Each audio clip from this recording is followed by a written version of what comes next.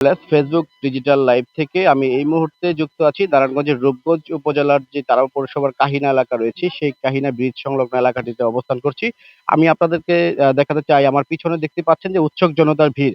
আসলে এই উৎসুক জনতার ভিড় হচ্ছে যে গতকালকে কিন্তু রাতে একটি ডাকাতির জন্য কিন্তু আসলে অস্ত্রসহ এই যে এই ব্যক্তিটি যিনি শুয়ে আছেন, এই সন্ত্রাস কিন্তু আসলে ডাকাতির যে প্রস্তুতির জন্য কিন্তু তার সাথে আরো ২-৩ জন ছিল। স্থানীয় জনগণ আমাকে যেটি বলল যে আরো ২-৩ জন ছিল।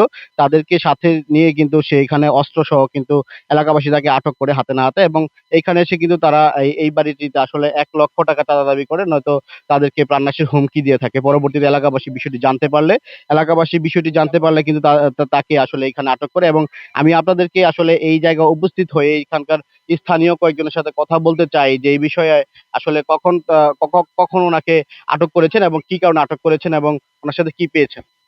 রাত ৩টা বাজে আমার মামার ফোন দেওয়া হয়, কইতাছে ১,০০,০০০ দে, ১,০০,০০০ না দিলে তোরে গুলি করে মাইরালাম। পরে আমার মামায় বলতেছে আমি তো ভাত খাইতে ভাত দিবি না, তোরে কি ১,০০,০০০ দিমু? ঠিক আছে, আমি ওই ঘরে আসছিলাম, মামায় ঘরে ওর সাথে ফোনে কথা বলতেছে।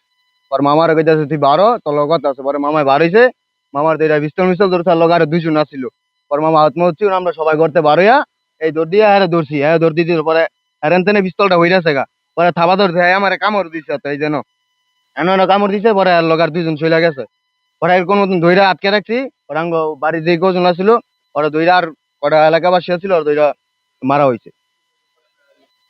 যেমনটা বলছিলাম, আমরা কিন্তু একজন স্থানীয়র সাথে কথা বলেছি যে আসলে তিনি কিন্তু ঘটনাস্থলে গতকাল রাতে ছিলেন এই ডাকাতকে হাতে নাতে ধরার সময়। আসলে আমরা এই মুহূর্তে আপনাদেরকে আরেকটি বিষয় জানিয়ে রাখতে চাই যে এখানে কিন্তু রূপগঞ্জ থানার পুলিশ কিন্তু ঘটনাস্থলে উপস্থিত হয়েছেন এবং অস্ত্র আমরা দেখেছি যে অস্ত্র উদ্ধার করেছেন, এবং এই আসামিকে নিয়ে যাওয়ার প্রস্তুতি চলছে। আমরা এই বিষয়ে একটু ডিউটিতে কর্মরত যিনি আছেন আমরা ওনার সাথে একটু কথা বলতে চাই।